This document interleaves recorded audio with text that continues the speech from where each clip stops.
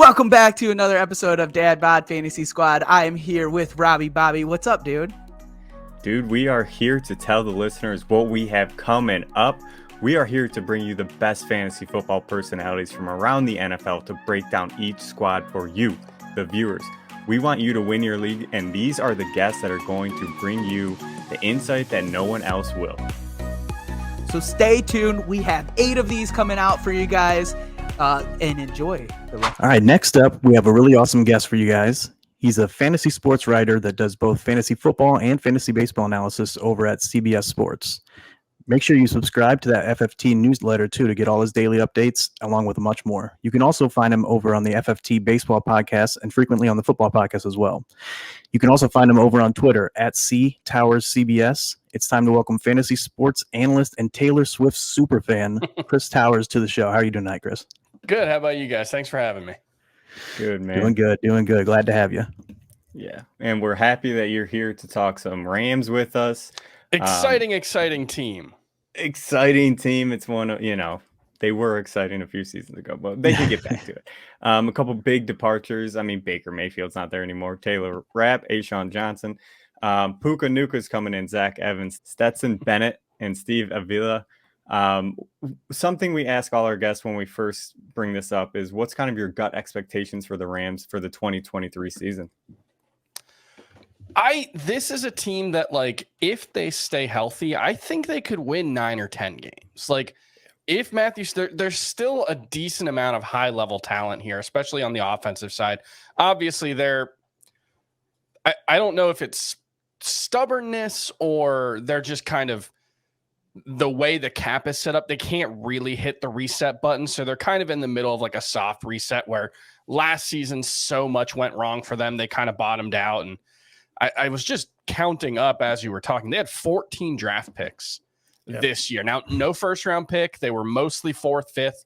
But that's one thing about this team that they've done well is they've really stockpiled a lot of late round picks. They've lost big names in free agency, so they've gotten a lot of supplemental picks. And so they're probably not a good team. But I think if Stafford and Kupp stay healthy, the offense is going to be pretty good. And I do think there's a chance that this team wins 8 to 9 to 10 games, on the high end. Yeah. You can't count out a McVay offense. Like, right. He knows how to do it. Yeah. And look, the thing about Stafford, and I think that's probably the biggest question about this team, is just Stafford's status. And I'm sure we'll get into it and you guys have some questions for it, but it's the thing that's really funny to me is last year at this time, Stafford wasn't healthy. Like, he just straight up was barely throwing in training camp. He had that elbow issue. And it's really interesting now. He is, by all accounts, 100% right now. As 100% as a 36, 37-year-old quarterback who suffered a season-ending neck injury last year can be, but he is healthy, and there's so much doom and gloom around this team. And I think to a certain extent, rightly so, but I do think there's a chance they surprise some people.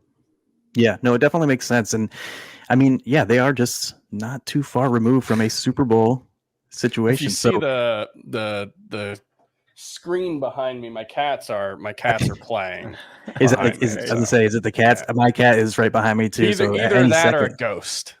Okay, we'll go with the cats in that situation. No, my cats are my ones right behind me too. So at any moment he may just walk right across the screen. You never know. A couple tails. Yeah, for sure.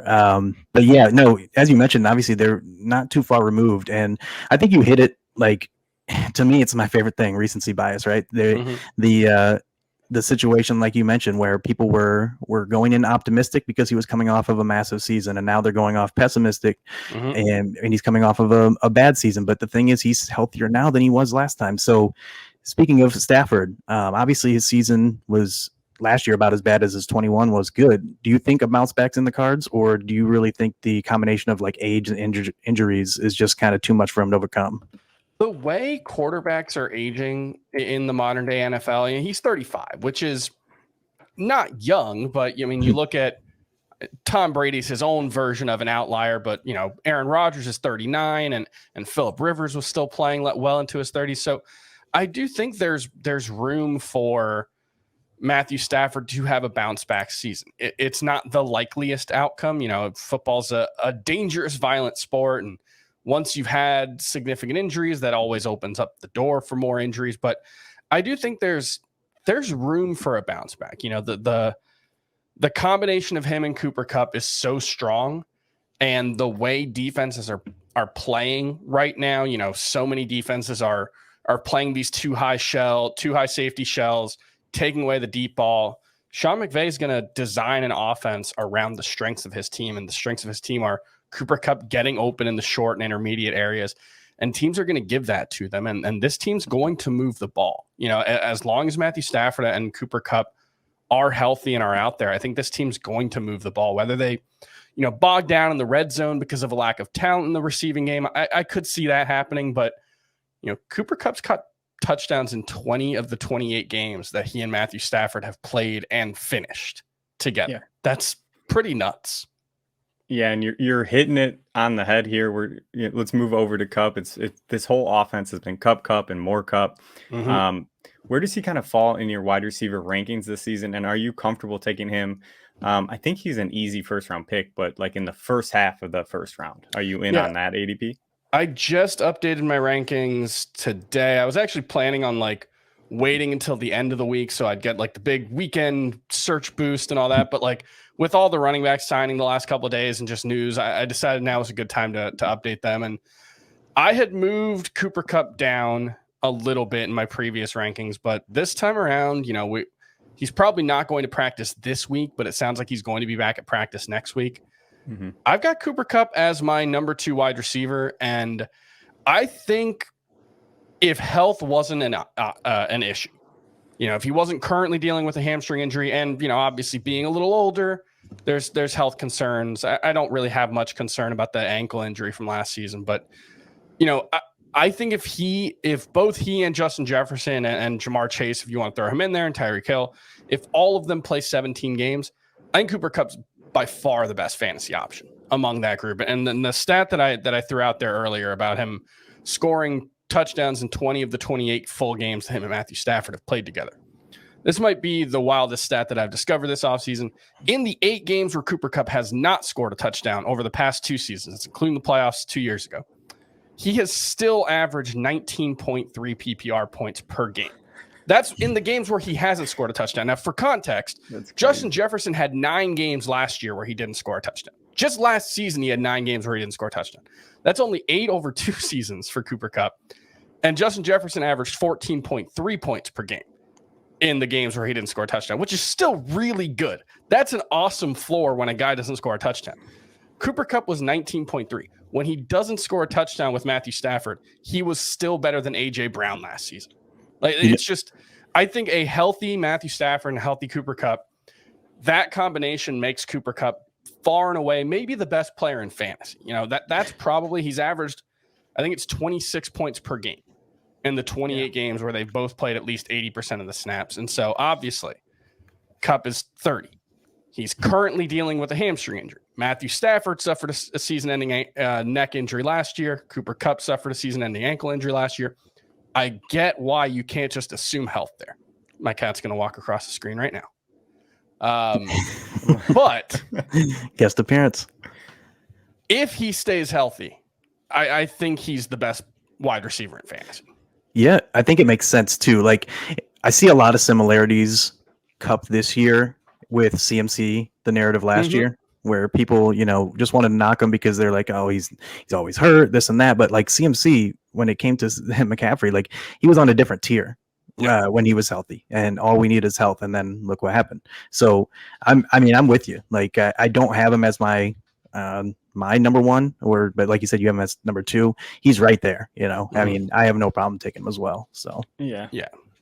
And looking at the rest of the pass catching options for this Rams offense, obviously we got Tyler Higbee there. He's been an interesting kind of fantasy play, plug and play kind of guy. He finished at tight end 15, tight end 13 the past 2 seasons, but he's had stretches where he's been very fantasy relevant. Do you like him as a streamer this season? Do you think there's upside for him with kind of the lack of weapons alongside Cooper Kupp?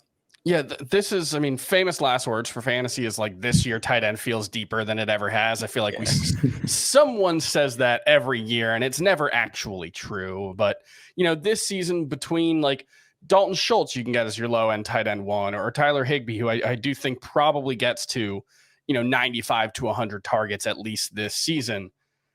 I do think there is a case to be made for waiting. And look, it's not that you just take Tyler Higbee and say, okay, great, I'm set at tight end, because as we saw last season, there were stretches where he was really useful, especially early on in the season. He had a ton of volume. And then there were stretches where the volume went away and he didn't have anything to fall back on, right? He didn't have any type of, big playability. He wasn't being used down the field. It was all short stuff. He's being tackled almost immediately. And his utility diminished when he wasn't being targeted. But, I do like the idea, if I don't get one of the early round tight ends, to, take Tyler Higbee with my last pick and pair him with, Dalton Kincaid 2 rounds earlier, or Sam Laporta, someone who, given the history of rookie tight ends, probably won't be all that useful. But I like the idea of having one of those guys in case they break out, and a Tyler Higbee or a Dalton Schultz to fall back on. I do think he's a pretty boring play, but probably a pretty safe one. Yeah, Chris, I love what you just said there, where it makes a ton of sense that we see it with wide receivers and stuff like that, where you kind of play that game of, let's get some safe plays and let's take a big swing for an upside play. And I like those, the rookie Dalton Kincaid, Luke Musgrave, those kind of plays where Luke Musgrave, they might pop. They might pop. And if you have, Higbee on your bench, or he's your starting tight end for the first couple of weeks, like, he's a safe play. He's going to get you points. He's not going to lose your week or anything like that, especially if Matt Stafford is kind of back healthy. Now, is there any interest in the other pass catching options like Van Jefferson, Puka Nacua, anyone else in that mix for you? Yeah, I mean, we're getting some Tutu Atwell hype in training camp. It sounds like he's locked in a role. I'm pretty skeptical. I think he's probably too small. I hesitate to say that just because, like, that was the knock against Devontae Smith. Devontae Smith was a much more productive player in college. Tutu Atwell hasn't really shown us much. I think Van Jefferson has had, like, I want to say it's like 4 games with more than 65 yards in his career. It's some incredibly low number, but he had a stretch in 2021 before they brought in Odell Beckham, where he was hitting a lot of big plays. I think there's value in, a late round flyer, especially in a deeper league or a tournament league, where, you throw a late round pick at Van Jefferson, who was coming back from the torn ACL last season. Maybe he wasn't 100% healthy. There's clearly an opportunity. If this offense does bounce back, maybe he could be a good best ball guy who, hits 4 times a year and ends up being useful. But in a managed league, I'm not really all that interested in anyone here. I think Puka is probably the one if I was going to be interested, but I need to see more from him in, preseason. He had a decent first preseason game. I think he had 4 catches, if I'm remembering correctly. Something like that. Yeah. So he had a couple. If we see him start to play more with the first team, start to get more reps, it does sound like they like him. They like his after the catch ability. So, that's probably the one guy, Puka Nacua. Is that how you pronounce it? I think so. I think you hit it. Is it Nacua? I always said Nuka. If he hits, I do think there's some low end appeal there as like a PPR streamer in like maybe like a Rondale Moore type mold. Yeah, no, I think those are good points. And you hit on kind of the difference between best ball versus managed, because you're never going to feel good about putting Van Jefferson in your lineup. And whereas, in a best ball, if you pair him, get him basically free at near the end of draft, stacking option with Stafford, you get some spike weeks that he'll go in there. Whereas Puka, he's that mystery box, like you said. So he could hit for a higher upside and someone you would feel better about in a managed league. But looking at that backfield too, moving over there, it's interesting because McVay's been kind of willing to give a lot of work to a guy in the past, and he's shown he's split too. But Akers is an interesting one. Obviously, he had an up and down last year. And but do you think Akers can be a workhorse this year? Yeah, I mean, one of the stats that I saw was over the final 6 games of the season, he had 82% of the Rams' RB touches over those 6 games. He was the number 5 running back in points per game. And it was very volume based, but it was also like he did run pretty well. I think he had 100 yards in each of the last 3 games. He was efficient in those stretches. The problem is, if there's any kind of split here, I don't think there's all that much to like about this backfield. And I think it's kind of been a little overrated since the Todd Gurley era, because really the last 5 seasons, the Rams haven't thrown to their running backs very much at all. Last season, they threw 63 passes to their running backs. That was the third lowest in the NFL. And you look at the teams around them.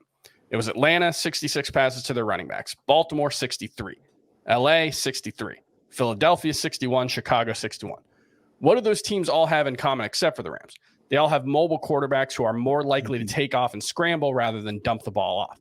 So that's clearly a thing with the Rams, where whether it's, Matthew Stafford's got a bit of the, F it and chuck it kind of mold, or just they don't really scheme up passes for their running backs. Cam Akers has never really been a back who's been used much in the passing game. I think he has 1 game in his career with more than 3 catches. So yeah, I think if he's the clear lead back and there's not any kind of committee, I think Cam Akers can be a useful RB2. I don't find myself valuing him much or going after him much in drafts, just because, one, I still think the Achilles injury makes it less likely that he's going to be, a big game breaker. And then just the lack of pass catching. I think there's not a huge ceiling there, I guess is the way I would look at it. It's like maybe he gets 280 carries and rushes for 1,200, 1,300 yards and has a big season. But that's kind of, I like to think about this in terms of paths where, we tend to think projections. Well, this is what I'm projecting for the player. But really what a projection is ideally it's the result of a bunch of different outcomes and then you average them together. And so, with a guy like Rachaad White, who's going in a similar range from Cam Akers. So I'm not a huge Rachaad White guy, but I can see a path where Rachaad White gets 260 carries and just is a volume play.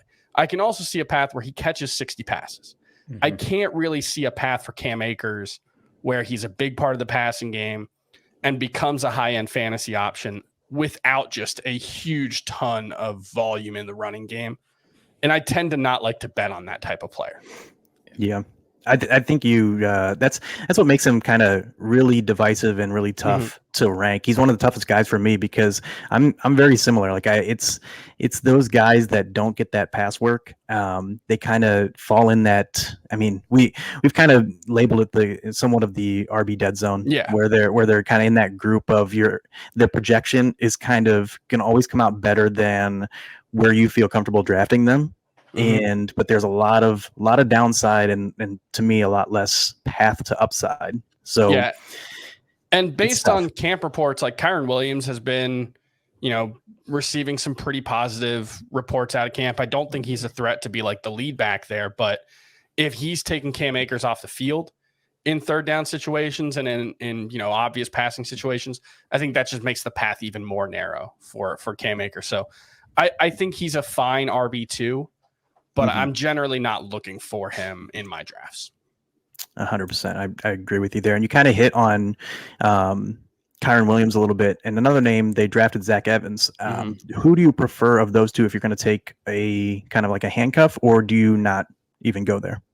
I don't think I have either of them ranked inside my top 60 at running back. It's not a backfield. I mean, this was the fewest points of any backfield in PPR scoring last season, 278.1 combined points. And that was with remember early on in the season, Darrell Henderson was actually pretty useful. And then Cam Akers came on really strong at the end, and they still finished dead last in PPR points for their running backs last season. So I don't think there's much contingent value here. It's mostly if something happens to Akers, do they view Kyren Williams as someone who can be an every down back? I think the athletic profile suggests that he's not that type of player. And so if you're talking strictly as a handcuff, maybe Zach Evans as a dice roll makes some sense. Yeah, I like that, Chris. And we've hit on a ton of players from the Rams tonight. But is there anyone else that you think we should keep our eye on for the season? Not really. This is kind of the Rams are, I think, an example of like what the Julio Jones era Falcons were for a long time. This really top heavy team. We saw last season the downside of a top heavy team. I mean, last year Aaron Donald's taking up a huge portion of the cap, and then they went out and added Bobby Wagner, and they had Jalen Ramsey, and one of those guys gets hurt, and all of a sudden there's this domino effect where they don't really have the talent to step up.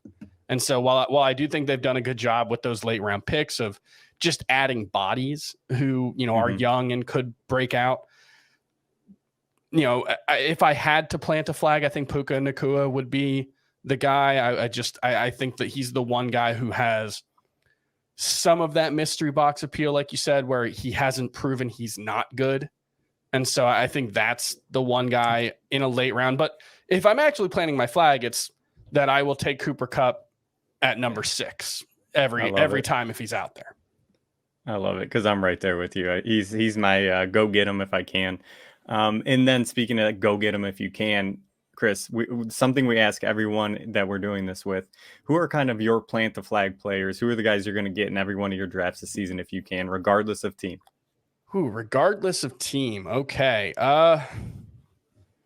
It's actually probably like Josh Jacobs. Like I did the Flex League draft last weekend with Jake Seeley, and before I walked in, I tweeted I think I was picking 10th, and I tweeted something like, "Don't draft Josh Jacobs and Devontae Adams at the 1-2 turn challenge (parentheses impossible), because that's something that I've done way too much this year, and I'm trying to diversify. But for me, like Josh Jacobs, Joe Mixon, there's a couple of backs. I know Joe Mixon has a couple of trials that we're waiting on the outcome for that I don't really know what to make of, but those are two guys that you talk about a 3-down role. You talk about a lack of competition for touches. If those guys are active and healthy, I think they're both probably top 7 running backs this season. So I have a lot of those guys, and I believe Josh Jacobs and Joe Mixon is my backfield in the Flex League. Yeah, and it definitely makes sense too, and especially with like a lot of the other running backs kind of moving down a little bit. Obviously, Ramondre, Brees, Jonathan Taylor, and all that kind of stuff. So those guys are only becoming more valuable. Obviously, Jacobs got his issues, but yeah, as long as he's playing, he should be out there. So were those boring picks? Did I just give you 2 second round picks as my fly? Like, oh, good job, yeah. Well, Christian McCaffrey, Justin Jefferson. Hey, if you're getting them, go get them, baby. I love it because I've been especially Mixon for me. I've been touting all off season. He was going crazy late in drafts like a couple months ago. His ADP is still like 4th round turn. I think he's a 2nd round pick. So same. I'm getting him a lot. Yeah. 100%. So I love those. So, but yeah, Chris, we just wanted to say again, we can't thank you enough for joining us. Talk some Rams, talk some fantasy football with us. It's honestly been a pleasure on our end. Before we let you go though, let the viewers know where they can find you, all your content, and if you have anything coming soon that you'd like to promote. At CTower CBS on Twitter. I tweet way too much right now about football, but also about, there's a new Star Wars TV show coming out that I'm going to tweet too much about. And can't wait. A lot of stuff like that. And then the Fantasy Football Today newsletter, cbssports.com/newsletters for that one. It's free 5 days a week. It'll be 6 or 7 days a week during the season, I think. So a lot of good stuff there. It kind of ruins my sleep schedule, but it's worth it. So that's the one, cbssports.com/newsletters. Awesome, man. Thank you so much, Chris. We appreciate you. Yeah, thanks for having me. It was great. All right, next up, we have another one of our favorites in the fantasy football industry. This guy is a dynasty and redraft analyst and co-owner over at JWB Fantasy Football, which you can find on Twitter at JWB_FF. You can also find and follow his personal account over at the FF Buffalo, where he's always posting great info and content. It's time to welcome the one and only Shuyler Malak to the show. How you doing, Shuyler? Doing great. I'm glad to hop on with you guys. Good start to my weekend morning, so I'm ready to get into it. Absolutely. Pumped to have you for sure. Talking some Cardinals here. So first we're going to kind of hit on some of the departures. Obviously DeAndre Hopkins, kind of the big one. Dustin Pugh, Zach Allen, Byron Murphy.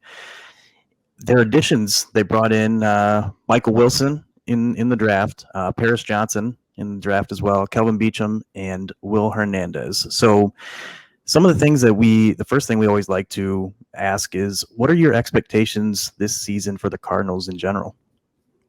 Yeah, so with Arizona this year, from a real football perspective, the expectations are pretty low. Like, I'm sorry for Cardinals Mhm. fans. This is what's going to happen. They kicked the can down the road a little bit on some contracts, and they finally hit that wall. A couple good picks, like with Paris coming in. That's something definitely to be excited about. I like Michael Wilson a lot as a sleeper. He's just got to stay healthy. If you go back the healthy seasons he had in college, he looked like a legit prospect. So I Mhm. did like that pick for them. But in the Vegas sportsbook, they have the lowest odds to win their division of any team in Oh the wow. entire league. So that should tell you one thing about our exchange for the Cardinals. I think there's a legitimate chance that their own pick ends up top 5 again this year. And, they might end up with a second one with Houston. So that should really help reboot this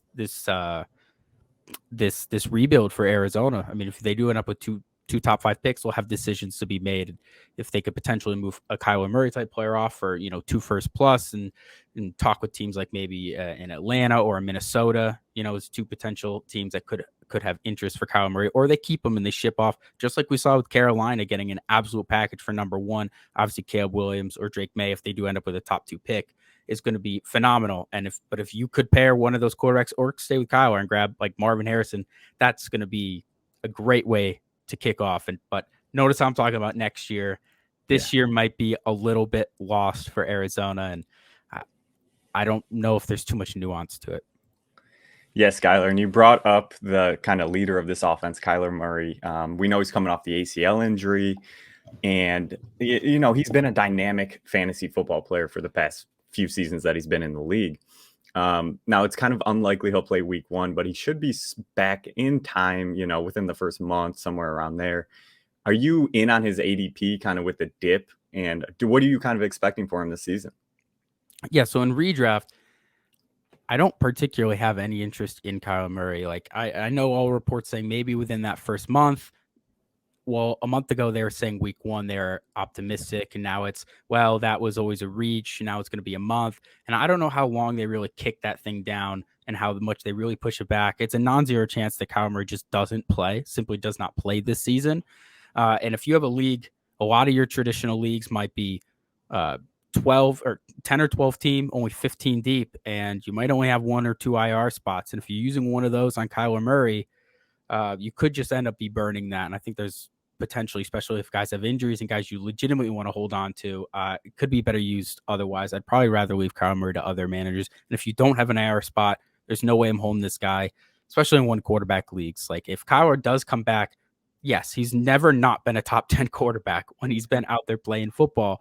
But with this injury, you might just take away a little bit of that rushing floor. We saw it not as dynamic as an athlete, but you saw it with players like Joe Burrow 2 years ago coming off. He just did not get out and move like we know he's capable of. And then this last year, he was actually less efficient somehow than 2 years ago. But the difference was he got you a little bit extra on the ground. That's what boosted him up to that quarterback 4. So that little bit of rushing actually makes 1 to 2 points per game in your league difference. And that will be a big deal for Kyler. So my point of that is just saying, even if you do hold on, I'm not sure you end up getting an absolute league difference making type player. Like, he could be quarterback 10 to 14, but that's not something that you can't go out and 1 quarterback leagues and spot start week to week, even streaming. So with Kyler Murray, I just don't see a lot of incentive to go out and hold him at just about any ADP. If you're in your best ball underdog drafts, it is so late enough where it is a very cheap way to either get a week 17 correlation type pick or grab a stack there with Hollywood Brown, who's also very easily acquirable player in those drafts. But other than that, I just really don't have too much interest in Kyler Murray. I have no idea when he's going to come back, and I'm not too in it. But your dynasty streets, this is your chance. Go and get our boy. We've been pounding the drum. This time next year, he's going to be a top 18 starter pick again, as he should be right now. But he's slipping around 3, 4 in a lot of these superflex leagues, and that is an opportunity. Yeah, no, I think you hit a ton of great points, because that's the one thing I've been really big on Kyler since he came out, just from the running. But that's the thing I'm worried about is, like you mentioned, is he going to run as much first year off of ACL injury? So, and if he doesn't, then he might just be, like you said, in a 1 QB league, he might just be kind of back end top 12 production. And, you can find that, streaming or whatever else in a 12 team league. So I think those are all great points. And you kind of mentioned Hollywood Brown, obviously he's kind of the main guy now there with Hopkins in Tennessee. Last year he finished as wide receiver 27 at 13 points a game. But if you look closer though, in the first 5 weeks, he was pretty much a monster before Hopkins came back and before he got injured. So what kind of are your expectations for Hollywood? Do you think he's going to be more the guy we saw week 1 through 5, or somewhere where he's always been, or kind of in between? The answer is yes. I think he's going to be what we saw weeks 1 through 5 last year. But the little asterisk is this offense as a whole is inherently capped without Kyler Murray, and that will lower a little bit of that ceiling. Hollywood Brown's always had that 2-touchdown game in his range of outcomes week to week, which is always very nice. I'm not sure you get that. I don't know if this team even gets to like 20, 21 touchdowns in the air, and that could really cap maybe that absolute ceiling for Hollywood Brown. But in your leagues where you might be starting 3 wide receivers or an extra flex, I think Hollywood Brown has a ton of appeal just from a pure volume perspective. I mean, in those early weeks without DeAndre Hopkins, he was a legit number one. I mean, 16, 22, 29, 34, 24, 24% team target share. Absolutely no joke. Capitalizing around that 24, 25% is going to yield at least back on wide receiver 2 numbers, which could really help stabilize that flex position. And that sample, yes, 5 games, 6 games, you might say, is very small, but we saw the exact same thing in an 8 or 9 week stretch there with Baltimore before he got injured. So hopefully the guy can stay healthy. He can, it's all lower body. So hopefully he can stay 100%. But when he's out there, he's an absolute must start in a little bit of those deeper leagues. If you have only just 2 wide receivers and 1 flex, it could be a little difference. He's a good depth piece, but he might not have that ceiling to really be the guy you want to hammer into your lineups. But yeah, I'm all in on Hollywood Brown. I have a ton of Hollywood Brown this season. He's been a player we've been really excited about over here on the JDB channel all off season. So yeah, I think it's still wheels up. He's still a good player to invest in. You just got to know the limitations he might be facing. Yeah, I love what you said there, Skylar. It makes a ton of sense that you got to know when you're looking at fantasy football and stuff like that, you got to kind of take the totality of the offense as a whole, just not the singular player, right? Like this offense might not score a ton of touchdowns, so it just caps those players. So it's safe to say you're probably in at him with wide receiver 32 ADP. But you just, like you said, you got to know like he might not score 10 plus touchdowns. It's going to be more PPR based stuff. Which I love. I think you're 100% correct with that. And then the rest of this wide receiver group, there's a few interesting options. We have Rondale Moore there, Michael Wilson, like you brought up earlier, Greg Dortch. Are you in on any of these other players besides Hollywood? Well, so again, in a lot of your guys' leagues, your ESPN, your Yahoo leagues, these drafts only go 150 players deep. That's all they go. And 20 of those are defense and kicker. So really just 130 players deep. And unfortunately, there's no one else in this wide receiver room that I really think should be going in that top 130. So unfortunately, I don't think there's going to be a ton of value from here. You can always keep your eye on Rondale Moore. He could be somebody you end up looking to spot start. If this offense is a little bit more productive than we would think, and maybe with the new coaches, they utilize him in a way that could be more effective. We did see a very, very short stretch before his second or third injury last season, but he had a 3-game stretch where when he got legit volume, 8 to 10 touches, he did pretty well with it. You just got to know what type of player this is. Again, it's a short A-dot guy. Even when he gets that volume, it could not lead to a ton of yards. And if they're not scoring, again, he's just as capped as Marquise Brown. I don't think I would be using a roster spot in any of these other wide receivers. Your very deep leagues, if you're going 22 rounds deep, I'm cool with grabbing Rondale around 15, like in that territory, sure. And then Michael Wilson's a guy you can get with your last pick. And that's just someone where I think as a true number 1 or number 2 type body opposite side of Hollywood Brown, he's the guy on the roster who has the best chance. I love Greg Dortch. He's a fun little player, but he'll never be anything more than just like a little spot start you do in some deeper leagues. So it's not a very exciting wide receiver room. There's not a whole lot to say with this team. Maybe that's why I picked Arizona. We get to consolidate our takes here. No, definitely. I think you hit a lot of great points. It makes sense for sure, especially when you're talking about we were talking about with the cap on the ceiling of the offense as a whole. So it's hard to invest too much into them. But then before we move, actually, I apologize for cutting you with Hollywood Brown. With wide receiver 30, you said 32 or whatever, and we were talking about how even with the volume, he should just be kind of that fringe wide receiver 2, and of course, weekly floor could be around 32. I like taking good players when I feel it's a floor territory. Like, I know that ceiling might be inherently capped. We saw it last year with Deontay Johnson. Sure, there could be a situation where it goes absolutely wrong. But when you're taking guys that are just good football players at that territory of the draft, there could be situations where maybe something surprises us and this team is just a little bit better than we think. And now you got a good player in a slightly better situation. And that's where I think a lot of value can be had. We saw it last year with Seattle. That team was projected by just about everybody to be bottom 5 in the league. Like, that offense was projected bottom 5. We've got a 32-year-old Geno Smith trying to back up a absolute bust in Drew Lock. Everyone was off this team, this offense. We got a slow pace of play.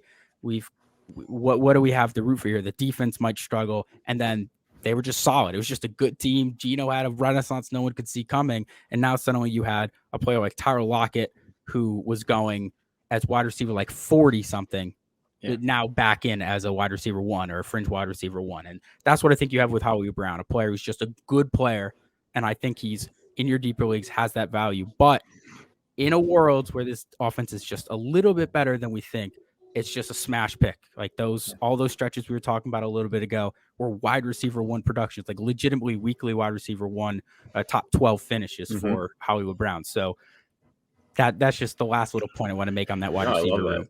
That was a great point. I think it's perfect, because as soon as you started mentioning that, I was like, this is exactly Seattle last year. Like, this is exactly what happened. People pushed them down. They hated the offense. They hated this, but they're good players. Like, and the same thing with Hollywood Brown. And who knows, Kyler could come back sooner and be a great passer too. Like, he may pass more than we've seen him in the past if he doesn't run. So it definitely has paths, to work out like that. And I really like it, especially when you're drafting a guy that's floor. So. But looking at the tight ends, Trey McBride and Zach Ertz, either of them kind of in for fantasy, or is it more of kind of a deeper league situation there? Yeah, I love this. The answer is a deeper league, but with Zach Ertz, I really don't know. Early in the offseason, I said that I would put like a minus 130 odds that Zach Ertz doesn't even finish the season as a Cardinal. It's looking like right now he's with the team in camp. He's out there. He's coming back off the injury and maybe comes out and plays. Now, the contract situation with him is what makes it really, really difficult. But with them eating the money with DeAndre Hopkins, I just would have thought with Zach Ertz, they would have been also very open to just eating the money in what is a lost year. But it looks right now he's going to be there. We'll see if that sticks true. And if he is there, I think it just kind of ruins a little bit of both Zach Ertz and Trey McBride's production. Zach Ertz, when it was just consolidated between him and Hollywood Brown basically at the beginning of last season, was a guy you could put in your lineup every single week. But that was with a healthy Kyler Murray, and that was with Trey McBride as a legitimate rookie coming in. His snap count was much, much lower. He was only out there on around 20-25% of the plays. But then once week 10 and on hit for Trey McBride, he was getting 80 to 90% of the snaps every single week. And of course that coincided with Ertz's injury, but he played very well, and they eased him on, and it was more and more usage as the season went on. It didn't lead to any fantasy production, but he really started coming to his own and blossom a little bit as a rookie, which is always promising for these young tight ends, is to see, just give us a little bit of a glimpse in year 1, and we'll see what kind of a jump they make for year 2. So my point there is with Zach Ertz, I don't think you can just say, well, look at the early part of last season when he was the number 2 in this offense. He was very startable, because Trey McBride is going to be a part of that equation. Where they've even been out on the record saying that they're looking to get him more involved, even alongside of Zach Ertz. So I think they both kind of cap each other. But Trey McBride is the name that I want everybody to kind of put on at least the back of your head, just to keep an eye on, because if he comes out and he has 7 targets for 6 receptions, 80 yards, and a touchdown in week 1, I don't think that's a fluke. I think you can say that it may be the touchdown, but that the volume's going to be there. With the tight end, a lot of times it only takes 4 or 5 catches to be a guy who ends up a tight end 1 that's in your lineup. And right now, I mean, I do have him projected is a just outside of tight end 2 territory, but that's with the assumption Zach Ertz is kind of splitting some of the work, because it's really hard for me to get him past like 50-ish targets and 400 yards-ish right now, which doesn't lead to any fantasy value. But it's a name of a player who I think is very talented, very young. He's shown us a little bit, and if he does take a little bit of that step forward, it's a tight end sleeper, at least to keep your eye on. I don't expect people in most of your leagues to be drafting this guy unless you're way deeper. I just had my home league draft goes 18 rounds, and I took him with the 18th round pick, just to stash and see if week 1 or week 2 he shows a little bit of promise. But in a lot of your leagues, it's just a name just to have on the radar. I think it's always nice to have a little bit of a list, a short list, maybe 10 to 12 guys where I'm going to keep an eye on it. We'll see how week 1 or week 2 goes and see if I can get ahead of my league mates. Yes, Skyler, and that I just want to chime in here. It's something that our guy, all three of us, Andrew Cooper, he kind of preaches this: is take a scratch ticket instead of a lotto ticket, right? Like with Trey McBride, within the first week or two, you're going to know the volume and how this offense is going to be operating, if they're going to have the 2 tight end sets or if it's going to be a lot of Trey McBride. So you can take him with that last pick, and if it's not panning out in the first 1 or 2 weeks, like you can just let him go for free. So I like that call. I love Trey McBride for like those late round deep sleeper kind of leagues. Yeah, to piggyback on that, like we always tell people, and it's not the same with tight ends, but just in a general, I'm talking with drafts, where you're going with your last picks. If you use one of your last few picks in your drafts on a rookie wide receiver, maybe you're taking that stab on Zay Flowers, Quentin Johnston, with one of those last couple picks, you are holding on to that player through at least week 10. If you're drafting a rookie wide receiver, just go look back at history. 2019 is my favorite example. All these manners went out. They were drafting DK, AJ Brown. Well, that was Hollywood Brown's class. I'm forgetting one of the other big name from that class. And you look at their first 8 weeks in the league, none of them gave you anything. And then from week 9 on, they were all fringe wide receiver ones for fantasy.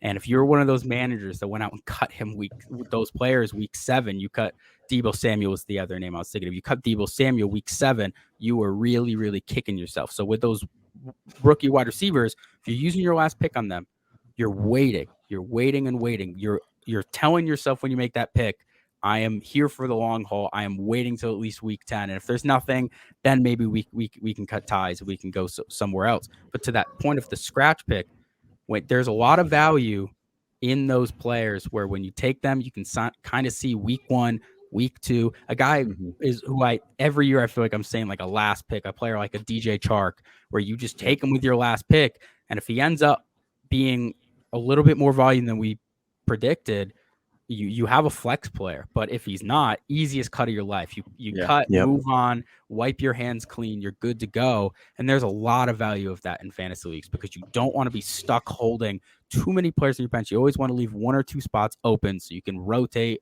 turn and churn, and try to find a gem who could end up making a real impact. And you just don't want to feel held back when you're making your waiver claims because I don't want to cut this guy. I kind of want to wait. You have to make that decision on draft day. You're either taking a player that you're saying, I'm going to wait at least 2 months. You're going to put a sticky note on your computer that says, do not cut this guy. Have patience. Or you're going to go and get guys that you feel absolutely fine cutting 2 weeks into the season or 1 week into the season. You just want a little bit of that extra data to collect on them. And I think there's value to both sides. 100%. I think those are all great points, especially strategy points when you're drafting. So yeah, I'm definitely agree with that. And when it comes to the backfield, we're going to move over to the backfield here. James Conner, he's been really, really productive in fantasy when healthy. He's been RB9 and RB7 the past 2 seasons, points per game, kind of looking like one of the cheapest, like quote unquote workhorse running backs. Do you think it's more of a trap? Or are you kind of buying in at his current ADP, which is like RB26, about 80th overall? I haven't been finding myself, which is interesting because I've always been the type of manager who has been pounding the drum for him as a cheaper option that's just going to finish as a fringe RB1. He's done it year after year. He's not the sexiest pick. He's kind of boring, but the difference this year is Arizona's always been kind of up there in their offensive numbers. They've always been a little bit higher, closer to that 3.5 to 4% rushing touchdown rate, which is above league average. As an offense, they've scored a little bit more points above league average. And you take those factors away, and it does necessarily scare me a little bit with that absolute ceiling of James Conner, where I think from a volume perspective, you don't have too many concerns because right now I have him for 215 carries, around 900 yards, around 7 touchdowns. I have him getting almost 60 targets, an extra 300 yards, an extra touchdown. And that's pretty good numbers. Like that's going to pump out to like a running back 14 if you have that, which he gets drafted around I think it's running back 18 is around where his ADP is. And that sounds like a fair price. My concern here is you have a lot of factors going against him where he might not be that safe pick you've always felt he is. He's going to be, another year older, that 28, 29 years old. He has a long history of being banged up. The question with James Conner is always, I don't like to predict injuries, but when you have a player who has never played 16 or 17 games in a season, the question is always going to be, okay, what part of the season is he going to miss? How long is he going to miss? Because he's never given us a full season. So with James Conner, you run that injury risk. There is that age cliff risk. There's a team offensive standpoint risk. There's a total touchdown potential ceiling risk. Yeah. There's a lot more risk with James Conner, I think, this year than in past years. So it's been a lot harder for me to really pound the drum for him there, when I still think there's a couple upside guys right next to him. When he goes right next to like a Kenneth Walker, I see more upside in that situation. And that you've got a little bit more ambiguity in the backfield.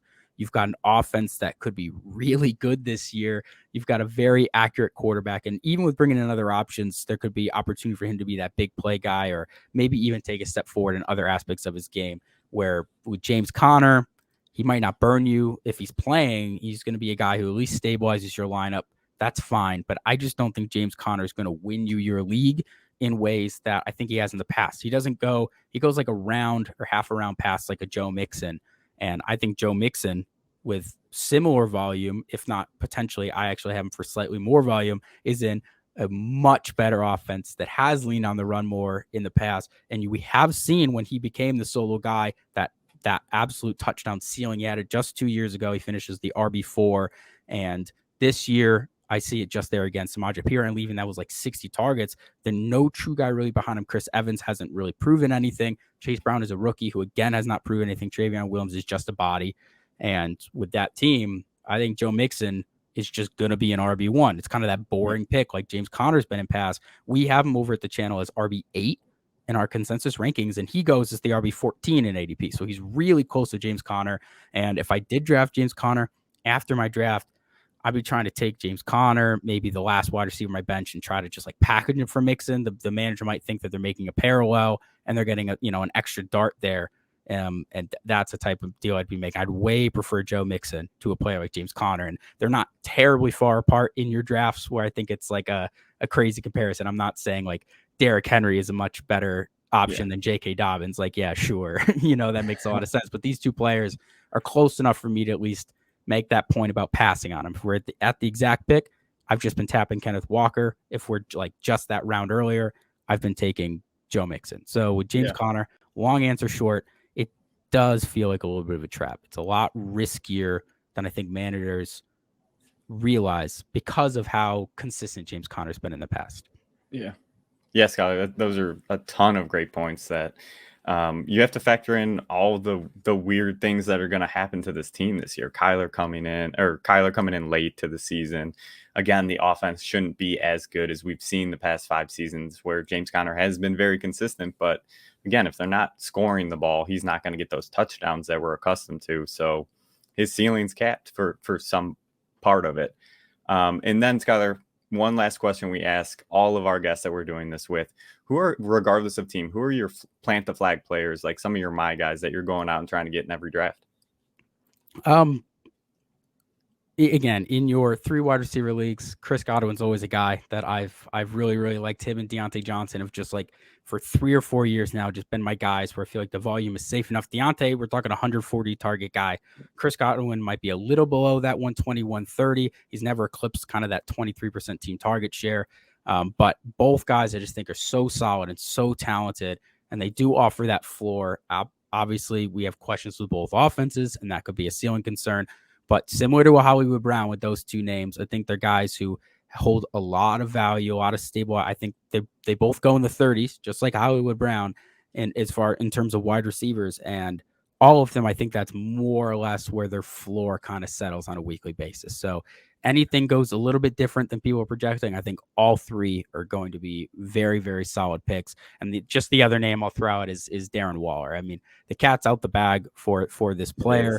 His ADP in the last like 6 weeks has risen like 20 picks. So he's not as far back, but he's still at a very palatable place in drafts. I think you're just getting past kind of those premier players, and you're passing on this.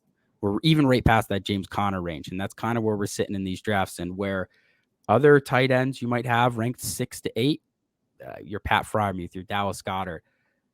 I think Dallas Goedert is I think he's a fraud. Like, he's never had more than 3 or 4 touchdowns in a season. He's just really not that guy. Even if you project this team to have more passing touchdowns, he's never been a player who's put together this tight end 1 finish consistently that everyone thinks he's going to be.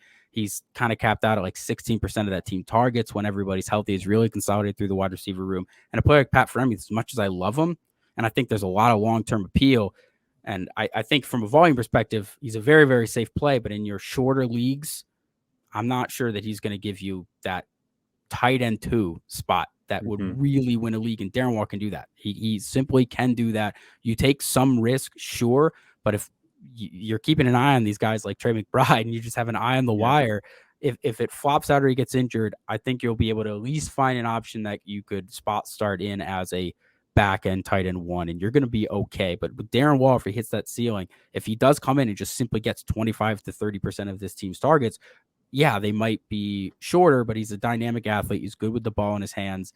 He could end up just being a guy they go to in the red zone. He's had that in the past as part of his game. So I think Darren Waller really could win people leagues. I think his ADP is still very, very palatable. He is the first pass catcher on that team taken, which historically is a good indicator. And it's like in the 70s. The next pass catcher on that team in ADP, there's no one inside that top 150. So your 10 team leagues, your 12 team leagues, no one. It's Jalen Hyatt at 183. Yeah. So if you follow the ADP, which historically where the whole community is sharp enough, the ADP is actually a good indicator. The targets are going to Darren Waller, and then it's maybe this person, that person after that. This offense is Daniel Jones through Saquon Barkley, and then it's going to be peppering Darren Waller, just peppering. They brought him in on purpose.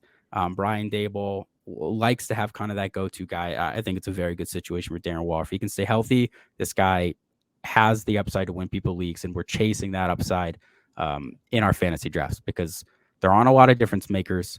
And I like Pat Fryermuth. Dallas Goedert's fine. I don't think they win you your league. Darren Waller, he can win you your league. I love that, Skyler. He has been one of my guys for the past couple of months, and I'm a little upset that the ADP has risen so much as of recently. So he's on the wall back there. I love him. He's one of my favorite players to go get this year. But Skyler, man, we appreciate you so much for coming on, talking some Arizona Cardinals and some fantasy football with us. It's been a true pleasure. Before we let you go, let the people know listening and watching where they can find your content and what you got coming out this season. Yeah, at JWB_FF. Nothing else I really got to say. Go check it out. The whole team. Follow them first, but make sure you guys aren't, if you aren't right now, the Dad Bod Fantasy Squad. Make sure you're following them all platforms. Show them the love. If we'll get our guys over, click the subscribe button, guys. These are our boys. So shout out you guys. Hope you guys keep killing it this offseason. Appreciate it. Feeling is mutual. 100%. Go follow them. And Skyler, dude, we'll be doing something soon enough, buddy. Appreciate you guys. Appreciate you. Next up, we have Travis King, a massive 49ers fan and musician in the Bay Area. You can find him on Twitter at Trav_is_King. And go check out some of his music at TravisKingMusic.com. Our guy Travis performs at the official 49ers rally events, and then they play his music inside Levi Stadium. Dude, Travis, that would have to get you pumped up. I mean, I'm pumped up right now just thinking about it. Yeah, Trav, thank you so much. Yeah, that's right. Thank you so much for joining us tonight, man. And we're talking about your hometown 49ers. We had some kind of, bigger departures. Jimmy G, obviously. Mike McGlinchey on the offensive line. Some additions. We have Sam Darnold and Javon Hargrave to shore up that defensive line. So something I ask all the guests that we bring into the podcast, what are your expectations for this season? How do you think your 49ers are going to do this year? I myself, and I think I speak for majority of 49er fans when I say we're going for the Super Bowl this year. We got high hopes. We believe we have a star-studded roster and can definitely get to the big dance. It's Super Bowl or bust for the 49ers. You heard it here first. I don't look at it like that because I feel like that's unfair to do. Injuries happen. The Niners For have, sure. over the past 4 years have been like the most plagued team Yeah, dude. when it comes Just to injuries. But unlucky.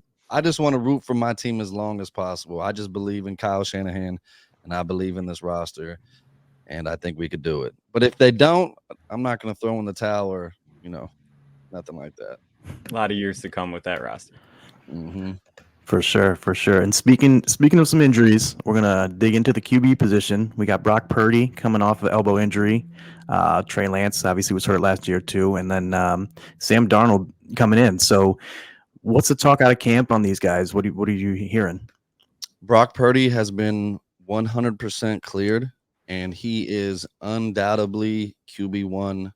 Kyle Shanahan and John Lynch had a press conference at the beginning of training camp last week, and they declared him QB1. And since then, he has been taking all first-team reps. Trey Lance and Sam Darnold have been sharing second-team reps. So the expectation is Brock Purdy will be out there week 1. Yeah. So I was gonna say, do you believe in Brock Purdy at this point? I do. Not to bash Jimmy G, but his whole tenure with the Niners, I've always felt this, like, when he throws the ball, I get like nervous. And I'm not gonna lie, I wasn't the biggest believer in Brock Purdy when he initially came in. I was at the game when Jimmy G went down and Brock Purdy came in. And I just remember thinking like, oh, the season's over. And I was debating with, some people at Levi's, like, oh, we're done now. We're done. There's no way this third string, because technically Trey Lance was QB1 to start the season. And then Jimmy G would be QB2. And then Brock come in. I'm like, there's no way, we're done. And then little by little, Brock built this story. He beat Tom Brady in his first ever start. He's the first ever rookie in his first start to beat Tom Brady. And then you just start to gain confidence in the young guy. And so going forward throughout the season, I just remember watching him, and I didn't get those gut-wrenching feelings of nervousness when he threw the ball. I felt confident in him. And, up until, he got injured on the first drive, the second play of the game in the NFC Championship, all the way up until then, I felt good about him. And as long as he comes back healthy, which they say he is, but at training camp, I don't see the same velocity on his passes that I did last year. That's another topic. I don't know if you want to get into that, but I have confidence in Brock Purdy. That's good insights and good to know too. And I guess with Trey Lance, then, do you think they want to see what they have with Trey Lance, or do you think they are going to end up trading him? I follow the money, and because this is Trey Lance's third season, and if he's going to be a backup next year in the offseason at this time, they would have to pick up his 5th-year option and pay him $10 million to hold a clipboard. And the Niners roster is so stacked. You got Deebo Samuel, $28 million, Trent Williams, $28 million, Eric Armstead, $25 million, George Kittle, $19 million, CMC, $14 million. Nick Bosa is holding out right now. He's expected to get the highest paid salary in the NFL for a non-quarterback ever in history. Ayuk is going to be owed money next year. Huafunga, all pro. He's going to need a new contract soon. Brock Purdy's only getting paid $1 million a year. This is the window. Yeah, this is the window. When you bring in Sam Darnold, and then Brandon Allen is coming in, he's actually getting reps in training camp as the 4th stringer, which is unheard of. Brock Purdy got 3 snaps his entire training camp last year. That's it. And Brandon Allen is getting more than that every single training camp practice as a 4th stringer. So in my opinion, 1 + 1 always equals 2. And it looks like they're prepping for Trey Lance to be traded, but who knows? I'm just speculating. Yeah. It's an interesting kind of dynamic you guys got going on over there. You trade up to go get Trey Lance. It doesn't work out. Injuries kind of plagued his beginning of the career. Yeah. You had Jimmy G, and now you hit lightning in a bottle with Brock Purdy, and hopefully he's your quarterback moving forward. So all the talk, there's talks about cutting Trey Lance. I don't see that happening, but a trade really does seem to be imminent coming up in this offseason. I don't see him getting cut flat out. There's no way. I don't either. But let's talk about some of these receiving options that Brock Purdy is going to be thrown to this season. I think the big question mark, especially for fantasy football, is Debo versus Brandon Ayuk. Who is going to emerge as that number one target for Brock Purdy? Who are you betting your money on to be that main guy out of the two? I honestly like them both exactly where they're at. Debo's going late third. The thing about Debo Samuel and why he's so unique in the Kyle Shanahan offense is that they strategically build plays specifically for Debo Samuel because of his dual threat capability. They line him up in the backfield, and then they motion him out into the slot, and then they jet sweep, and then they do a lot of 1 yard screens. And when Debo has the ball in his hands, he's one of the most elite wide receivers in the NFL. He basically turns into a bowling ball, Nick Chubb-esque. Like he's unstoppable. And not that he's quick, because I don't think his first step is anything compared to Brandon Ayuk's first step, but his speed, when he gets going, he's fast. So, and he's very, very physical. So I love Debo still in the late third, and then Brandon Ayuk is going more in the 6th round. And because he hasn't quite got over that hump yet, this is a very crowded offense with CMC and Elijah Mitchell and George Kittle, and it's just a lot of mouths to feed. Brandon Ayuk eclipsed 1,000 yards last year. Yep. And I will tell you right now, being at training camp, because I've been at these training camps, Brandon Ayuk is literally unguardable. He scored 4 touchdowns last practice. Like the dude, love to hear. he's amazing. He looks exactly like Devontae Adams in his 3rd year behind Jordy Nelson. Ooh-wee. Yeah, I love to hear it. Love to hear it. That's a huge comparison, but I'm telling you now. Who knows if everyone's going to be able to be fed? Brock Purdy, his highest target share when all his primary weapons are in. His number one target share is Debo Samuel, but I don't know if you guys knew that, but yeah, Debo Samuel has the highest target share. That's an interesting tidbit. And George Kittle and CMC had the most touchdowns. And Brandon Ayuk was, trickled in there and here and there. Yeah. But I think Brandon has definitely upped his game in this offseason, and he's coming hungry. You love to hear it. Yeah, he's love to hear it. Speaking of Brandon Ayuk, kind of not, he, has his seasons. He does very well, but it seems like he really starts off slow. There were talks of him kind of being in Kyle Shanahan's doghouse a few times at the beginning of the season, and then they unleash him at the back half of the season, where it seems like he always goes off, becomes a top tier wide receiver 2 option for fantasy football purposes. Is there a reason you think that happens, or do you think this is the year where we could see, the Brandon Ayuk that is putting up those big numbers game in and game out, or do you kind of see it, we'll wait it out and let him play in the back half of the season for our fantasy football teams? No, I think he's going to be requesting the ball and very vocal about it starting game 1. There's a saying on the Niners for the players. The saying is, if you don't block, you don't get the rock. And early, the first couple years for Brandon Ayuk, he was a little bit smaller. He's bulked up a little bit, and he's buying into everything that the Niners are about, because the Niners are a smash mouth football team, very, very physical. And that was part of the reason why Brandon was in the doghouse, was, his blocking capabilities. But he takes it very serious now, and there's plenty of footage of him in training camp with the pads on, pressed up against the DB, creating lanes for the running backs to come through. And that's what Kyle Shanahan loves to see. And that's why Debo has, been so amazing for this team, and that's why George Kittle, the best blocking tight end in the NFL.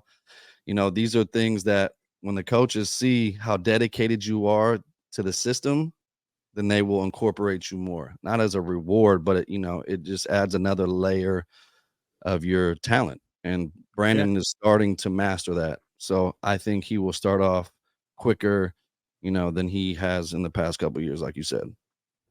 Yeah, and speaking of George Kittle, you just said he's probably the best blocking tight end in the NFL. It's hard to argue with that statement.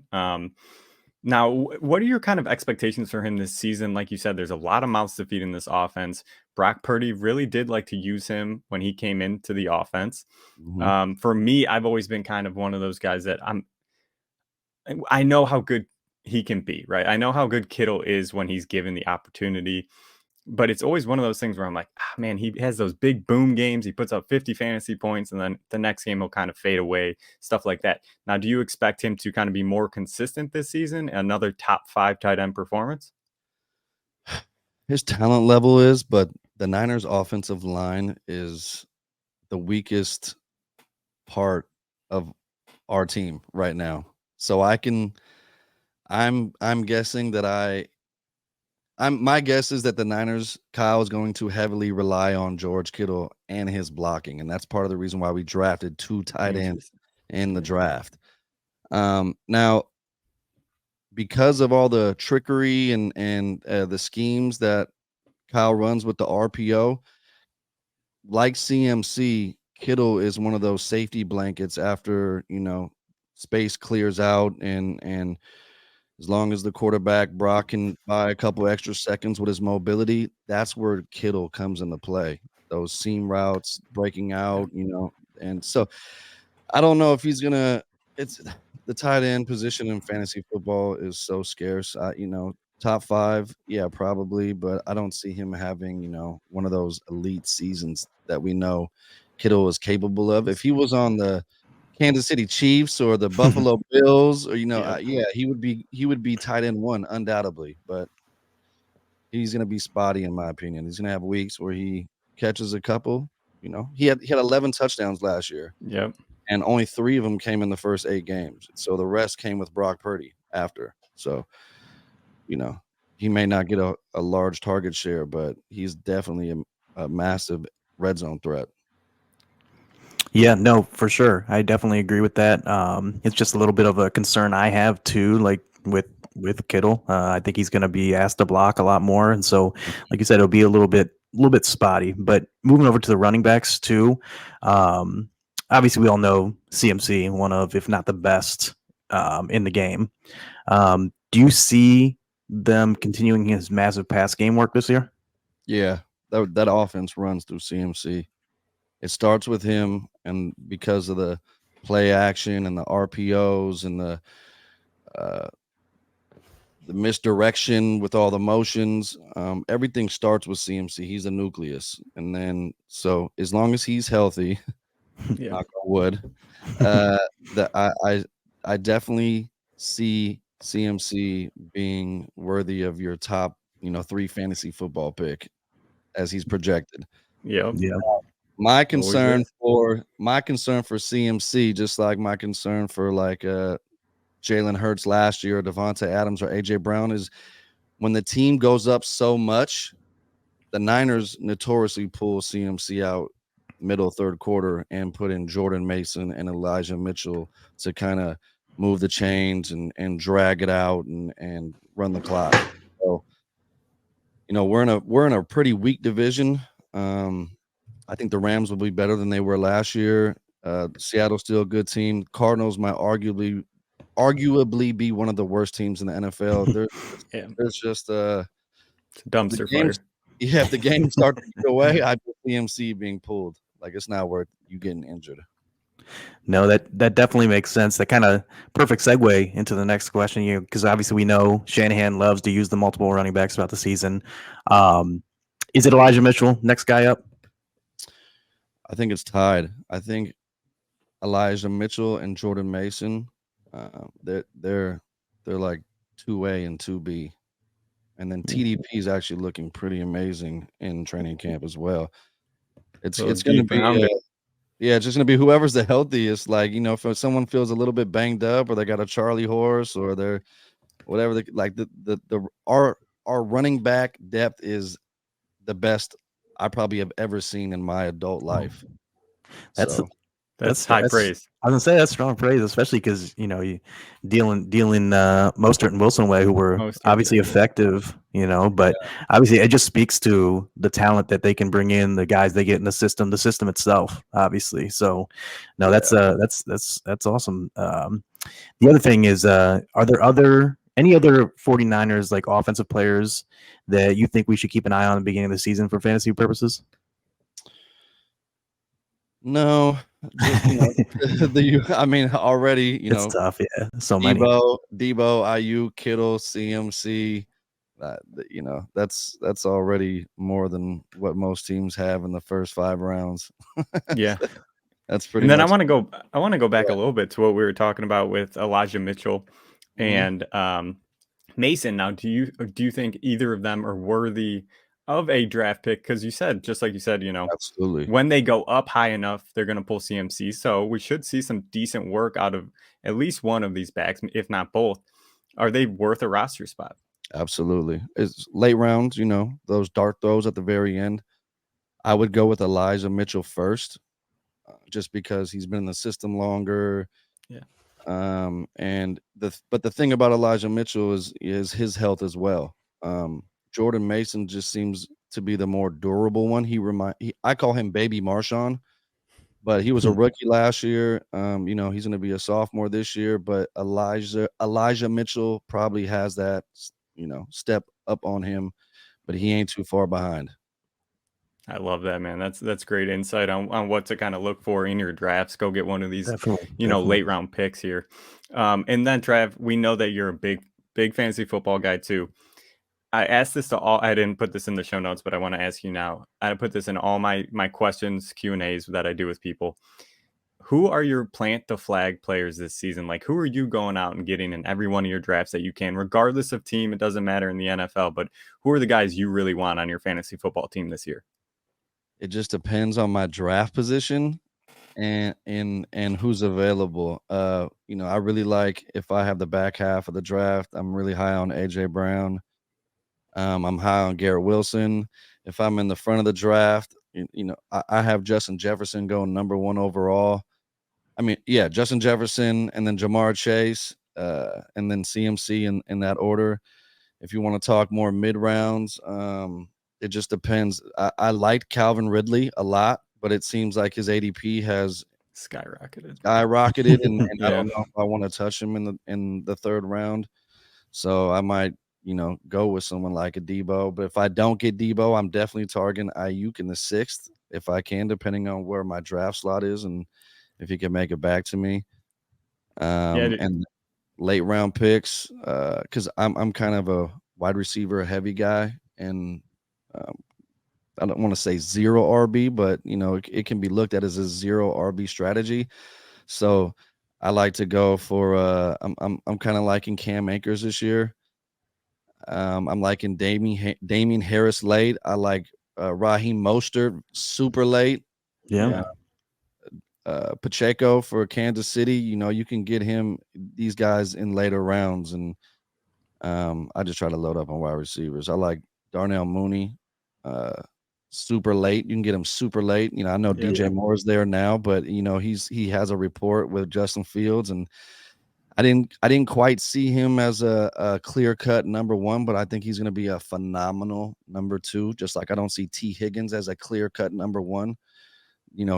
Jamar Chase is a real alpha, so I love Jamar Chase as number 1, but T. Higgins he's a phenomenal number 2. So I kind of I'm not trying to compare Darnell Mooney to T. Higgins, but for the round value of, you can get Darnell Mooney in like the 12th round. Like, I just think that's great value. Agreed. Dude, you hit some great names there that I think everyone listening, go look at that, see where they're falling in your drafts. I think he hit a lot of people that I think you can go target. And dude, I'll tell you what, you kind of swayed me on some Brandon Ayuk love. I might be for sure targeting him pretty heavy in some of my drafts. But Trav, dude, this was a pleasure to have you, dude. It was a lot of fun. I'm really happy and excited that we can kind of connect here and keep this kind of going moving into the season. Before we let you go, let everyone know where they can find you and what you got coming out, man. Again, my name is Travis King. I do the music for the 49ers. I perform at all the official Zenny Invasion rally events. They play my music inside of Levi's. I'm just an avid 49er fan. I do this for fun. I love to bring my daughter out to Niner games and just enjoy the full experience. If you guys are interested in my story or my music, just go on my website, traviskingmusic.com. You can find all my social media and my music videos and merchandise there. Trav, you are the man, and we appreciate you for stopping by. Go check out his music, and we'll be talking to you soon, buddy. Yes, sir. All right, guys. Thanks for having me on. Yeah, thank you, man. Appreciate it. Next up, we have a contributor for the P2W Fantasy FF League winners, and he has his own podcast, The Rantings of a Fantasy Football Fanatic. It's Jesse Moeller, and you can check him out on Twitter at jmoeller05. He's here today to talk about some Seattle Seahawks. And Jesse, man, we can't be more excited to have you on today. How you been, man? I've been good. I just wanted to thank you both for having me on today to talk about my local hometown team that I've been rooting for I'm getting old now, 30 plus years. But yeah, so there's a lot of history. In the past, I would like overly fade the Seahawks, where it'd be like, no, that's the hometown team. I can't do that. I've kind of gotten a little bit better over the years of being more objective. So where it's like, I've been talking about Tyler Lockett for like 5 years, how he's been undervalued, so stuff like that. But yeah, I very much appreciate you guys having me on, and I just look forward to talking shop with you guys. Yeah, man, we love that. And I can speak as a Browns fan doing this over the past 2 seasons, because I'm relatively new in the space, and I'm doing rankings and all that.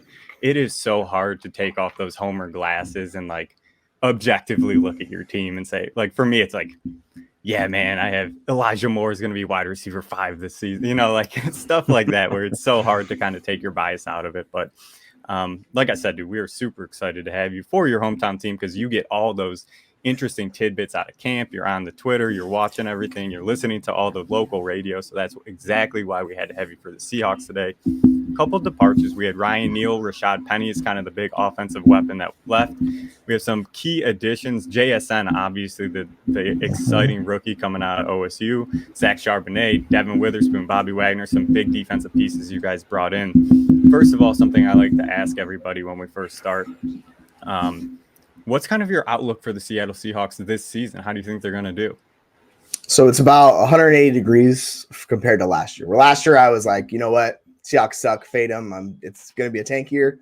Little did I know, Pete Carroll said, no, we're not doing that. We don't tank around here. So this year I'm very much in on Seattle. I've actually bet on them to win the division. So I got a few little side things on them. So I'm very much in on them against San Francisco, just the price of it and everything like that. But yeah, I'm very positive with the outlook for the Seahawks in 2023. Dude, I was gonna say, Rob, it's wild. It's so wild, the difference. Like last year, Russ gone, and everyone's just hating on the Seahawks, talking about how terrible they're going to be, and then it turns around like this. It's man. It's amazing. Last year you had some of the biggest discounted players in the fantasy football world last year. Geno Smith, DK, and Lockett both went under ADP. Like, they all crushed it compared to what the experts, whatever you want to call us, what we were kind of projecting for them. And I don't think anyone is really looking at it that way this season. I think everyone's kind of hyped up for them, which is awesome to see, because again, I think they're an awesome team. I think they're going to do at least make the playoffs, hopefully have a little push in the playoffs for you. I hope so. One of the biggest question marks obviously coming into this season is, can Geno Smith kind of replicate what they were doing last year, what he did last year? He played out of his mind. He played way higher than anyone else thought he was going to. So in your opinion, you saw it from the fan perspective, you probably watched every game. Do you think he can do this again, or was it kind of a one-hit wonder? I do, to a point. They were 13th in pass rate last year, and they only passed 59% of the time. So it was efficiency, and it was just very good offense overall. And Geno Smith was better than anyone. If you could have talked to his parents, and I don't think they would have thought he would have been as good as he was last year. If you saw the completions and pass rate over expectation and just how good he was one of the most efficient, best quarterbacks in the league. And there was a little bit of luck involved with some of the risky throws and lack of turnover. So there should be some regression in that department. But still, he's, based on what we saw and the addition of JSN, to Lockett and Metcalf, and they still have Noah Fant in the receiving game. And then you have Walker, Charbonnet. Like, we'll talk about those guys a little bit because they might not have them. But overall, you have 4 starting linemen coming back. It's shaping up to be one of the better offenses in the NFC, or if not the NFL. No, yeah, I definitely agree with that. I'm pretty bullish on Geno myself, but speaking of that running back room, suddenly there's a lot of question marks. It's early in the offseason, but what does the running back position look like if the injuries to Walker and Charbonnet happen to linger? Can I say it just looks bad? Like, you have DJ Dallas, who's a day 3 pick, who's done pretty much nothing in his career. And you have a 7th round running back in Kenny McIntosh. And they just signed, I can't even say his name right. It's like Cedric Thompson. I'm not even sure who that guy is. I've heard that name basically when I was listening to a podcast one time. I was like, okay. And it like hit a note in my head, but I'm not exactly sure who that guy is. Realistically, I would expect them to sign a veteran if, say, Walker and Charbonnet, the injuries linger into the season. Like, you just bring in Fournette, or I know Ezekiel Elliott's washed, but he's at least a body who can do things for you, where he can, pass block and do all that stuff. So I would expect them to bring in one of those guys if, case of point, these injuries linger on throughout the offseason. Okay, yeah, that's fair. Talking about Kenneth Walker, too, he was a fantasy darling last year. Do you think he's a long-term star in the league? I guess it depends by what do you mean on star, because I saw that question and I was like, star as in, like, are we talking he's like one of the best running backs in the NFL, or are we talking about he's just a very good like homegrown name where people are like, oh yeah, I know Kenneth Walker is like that? Are we talking that type of level of star? Are we talking truly elite talent, like one of the better? Let's talk for fantasy football purposes. Let's talk like a consistent top 12, maybe. Yeah, it's with the way the offense is set up, and I know there's some confusion on how much Charbonnet is going to take away from Walker, but Walker reminds me kind of Saquon Barkley, where he's an explosive early Saquon Barkley. Let me rephrase that, where it's before the injuries and he was an explosive rusher who's boom bust. He's going to make some mistakes, but when he hits, he's going to hit those 50, 60, 70-yard runs on top of it. So you kind of live and die by the sword with Kenneth Walker, where sometimes he misses it and he doesn't hit it, but then that next play goes for 15 yards. Then he gets tackled at the 1-yard line, and then he gets another 8-yard chuck. So it's kind of just and this was like Barry Sanders' career, his whole career too, where he'd get tackled by line of scrimmage, and then 20-yard run, right? So you kind of have to live and die with that type of runner. And I think them bringing in Charbonnet helps kind of take away some of that from Walker, where it's not so heavily reliant upon him, where you can, say it's 3rd and 2, you give to Charbonnet, you get the 2 yards, get the first down, and then you can kind of go back to your playbook and things like that. Yeah, Jesse, I love what you said there, because, I mean, he had obviously the 3rd most breakaway runs last season of 15 or plus yards. So you're right, man. He is, he might not always hit it, but he hits those home run, runs, and he'll get those big chunk yards, which in fantasy football, if you get, 2 or 3 of those a game, like that's a big difference.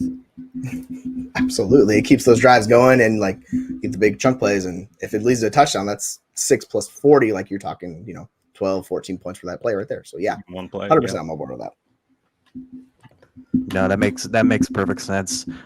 So you kind of hit it already, I guess. But how much do you think that Charbonnet can steal from Walker? Like, do you think it's a big concern, or is it not really as much as a lot of people are making it out to be? It's a concern to a point. Like, there's a reason they drafted Charbonnet. Like, they could have taken a guy in round 3 or round 4 or round 5 if they chose to, but they liked like how Charbonnet runs the ball and how he fits the scheme. So he's going to play a role. It just depends on how much he's going to take. The ways he becomes relevant are through pass catching, short yardage, and goal line. And that's kind of where he's better than Walker. So worst case scenario, it's a split where it's like 55-45. But realistically, like they're going to let Walker prove that he's an explosive rusher, because that's just not Charbonnet. Charbonnet is not that type of runner, right? He kind of needs a lot more work to get going. So realistically, he will take some of it. So if you're counting on, Walker to be the high-end RB1, I'd kind of pump the brakes on that. Where if you're getting him as an RB2 or an RB3 on your team, or, you get him around 4 or 5 in drafts this year, like that's something you can more live with, because you're not counting on him to get you 18, 20 points a game. He can get you, 15 in that range, where it's Nick Chubb the past 4 or 5 years type stuff like that. Yeah. No, that's a great point. And, we've been talking about it a little bit. Seattle brings in JSN this year. They already have DK Metcalf and Tyler Lockett. So it's one of the more clustered wide receiver rooms in the NFL of just, I don't want to say quite elite talent yet because we don't know what JSN has, but very, very high upside talent with all three of these receivers for fantasy football. Do you see a path for DK Metcalf to kind of cement himself as a wide receiver one option in this offense, or is it going to be spread out more than we anticipate? So there is a path, just because JSN's a rookie, and I get it. He's one of the better, depending on who you talk to. Some people think he's like this incredible prospect. Some people think he's really good, but he's a round one rookie, and like he's going to play early and often. It's just how quickly he can pick everything up and really just come in and cut into the work that both Lockett and Metcalf are going to take. The nice thing for Metcalf is now he gets to work deeper downfield, where he doesn't have to necessarily just worry about being underneath. You can just send him deep more. And like Geno Smith, he throws a pretty deep ball. So that's a nice little connection for the two of them. And we saw Metcalf was like near the league leaders in the red zone attempts last year for wide receivers. So if he connects on a few more of those and he gets in the double digits and touchdowns, like he can still be a low end wide receiver one. It's just how efficient is he going to be? Because he's not the Jamar Chase level talent, or I'm not quite on the AJ Brown level of talent, but that's kind of the way you talk yourself into him being a wide receiver one. If he's just living plus 15, per catch and continually doing that, and then touchdowns on top of it, like that's how you get into that range. It's just how many targets is he going to see this year? So that's the more overall problem I have with him at his cost. Like I'm a little worried, but he's one of the better wide receivers in the NFL. So he's going to see the volume. He's going to be good. I'd see him as like a low end wide receiver one, high end wide receiver two for you. Yeah, that's awesome. And like you said, he had one of the most, red zone targets in the league last season, but he has done it consistently over his career, where he continuously is in the top 10 in that category, which you love to see as a fantasy football owner. So as long as those numbers continue, I'm kind of with you. And then we also see, year in and year out, these first round rookie wide receivers come in. They might not start off super hot, but then they kind of acclimate themselves to the offense. The quarterback gets comfortable with them, and they catapult into that sort of one wide receiver 1A, 1B level. Do you think JSN has that potential in this offense alongside Tyler Lockett and DK, where maybe not the first half of the season, but that second half you could kind of see an uptick in volume and get into those wide receiver 2, high-end wide receiver 2 numbers down the stretch? Yeah, the way I see him succeeding is he's going to just, if they're playing zone coverage against JSN in the middle field, he's going to just destroy. Like he's going to sit down in the zone. He's just going to take off, because the way he wins is through his quickness, and he's going to just leave a linebacker. If you put him on him, can't keep up. The safety, he's not going to be able to save when he's not big enough. So it's this weird situation where JSN can easily eat in the middle and underneath, just because you're sending Lockett on the outside. You got DK on the outside. You could send them deep. You can take the coverage off, and then you allow Noah Fant, who's another freak athlete, just more as a decoy, take another, like a defender there, and just let him work the space. Kind of, it's that Rams OC, Shane Waldron, who's famously had Kupp before, right? And I'm not saying he's going to be Cooper Kupp, but they're going to use him in a similar fashion, where you just find ways to get him in the zone and just let him work, and that's where he's going to do the most damage. Yeah, man, and that's super interesting that you bring that up, because it reminds me a ton of the OSU offense 2 seasons ago with Garrett Wilson, Chris Olave on the outside. You got JSN in the slot, and we know what he did that year, where he exploded and had one of the best college wide receiver seasons we've seen in a long time. We've been hitting on Lockett a little bit, but he has consistently been very, very good for fantasy. Top 24 wide receivers year in and year out. Again, we keep kind of bringing JSNs into this offense now. Can Lockett sustain that run where he can get into that top 24 category again? I was questioning it going into the year. As soon as they took JSN, I was like, ooh, that's going to be interesting. And Lockett, DK Metcalf saw a significant amount more targets than Lockett did last year, so you kind of expect to see him fall off. But what really changed my perspective on it was when Matt Harmon released the reception on Lockett, and you just saw he was basically at the peak of his powers. Like there was no decline in his game and how he wins. And when I saw that, I go, okay, I get it. He's 9 years into the league. He's older, but he's as good as he's ever been. So I don't see JSN just completely pushing him aside or anything like that. Like we talked about that. People are saying Lockett's going to be the wide receiver 3 and distant sometimes. And I'm like, let's pump the brakes on that a little bit. This guy's been one of the better wide receivers in the NFL the past 5-6 years in the league. So I think all 3 of them are going to eat to a point. It kind of reminds me of Tampa Bay 2 years ago, where you had Godwin, Evans, and then you had Antonio Brown before he went haywire, doing their thing where they were just all going bananas in the offense. So they're all going to eat. I don't see anyone being a spectacular option, but they're all going to be very good options for your fantasy team this year, I would say. Yeah, and you kind of hit my last question where it was, with these three guys here, it's who's going to kind of be the odd man out.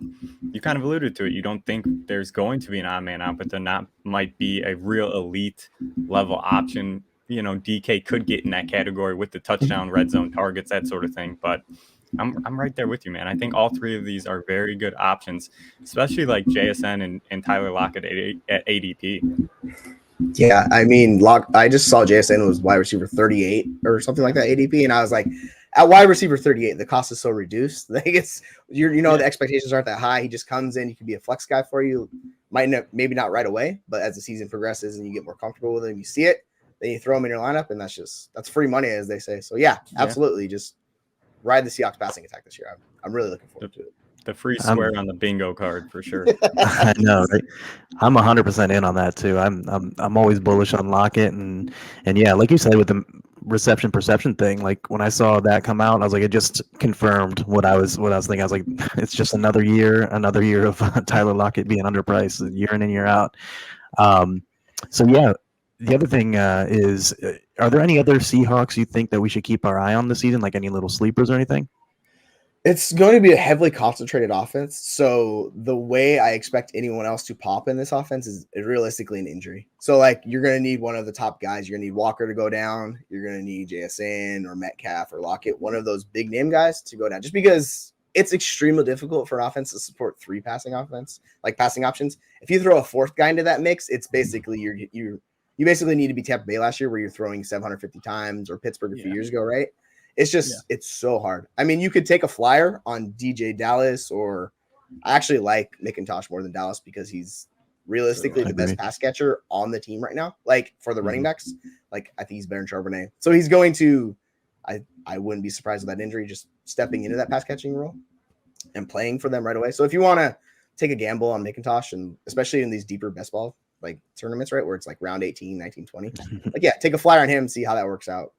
And if you're still in on Noah Fant because you're in on those explosive athletic tight ends where that's the guys you want, then maybe it could work out with Fant for a few weeks for you too. Yeah, no, I think those are great points. I really like taking McIntosh and Fant late, like stack options in best ball and things like that. Obviously, you can get them like last rounds basically. So I think that's awesome.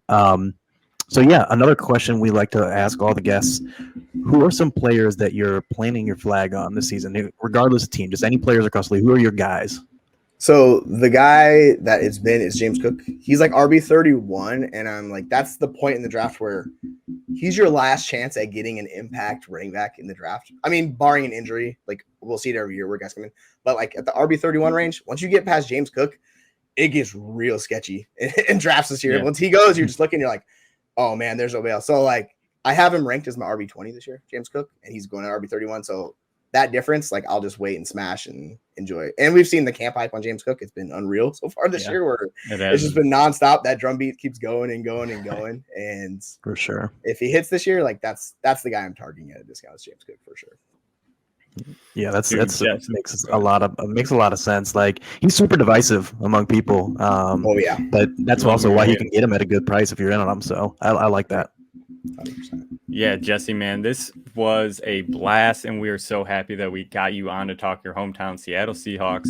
You brought in some nuggets that I think a lot of the viewers and listeners will be able to take to their home leagues and hopefully get some great value. Now, before we let you go, we want to let you, let the people know where they can find you. If you have anything fun coming out for the season, the floor is yours, man. I very much appreciate it. So you can find me on any social media platform. It's JMoeller05 across the board. So if you're on Threads, TikTok, Instagram, Twitter, any YouTube, all those, you search that, you'll find me on there.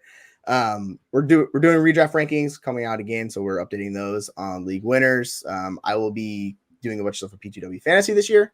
And you'll see my YouTube page. I'm going to be doing a Sunday night show with Aaron St. Dennis for the league winners, where we recap every week, talk about stuff that happens, all the fun fantasy stuff. And then I'll just be doing a couple other shows where I do a redraft and a dynasty show as well on top of that. So I'm going to stay very busy this season, you could say.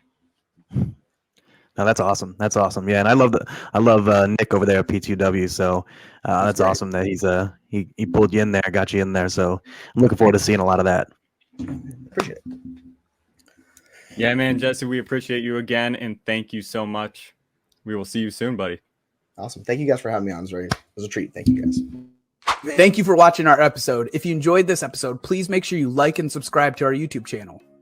If you aren't already following us on Twitter, check us out at Dad Bod FS. We'll be posting all of our best clips and videos to all of our social media: TikTok, Instagram, Twitch, Facebook, YouTube. You can find us on there at Dad Bod Fantasy Squad. Lastly, if you'd rather just listen, we make sure we post our audio of each episode on all the major streaming platforms. Stick with us all season long so together we can count our trophies and not our calories.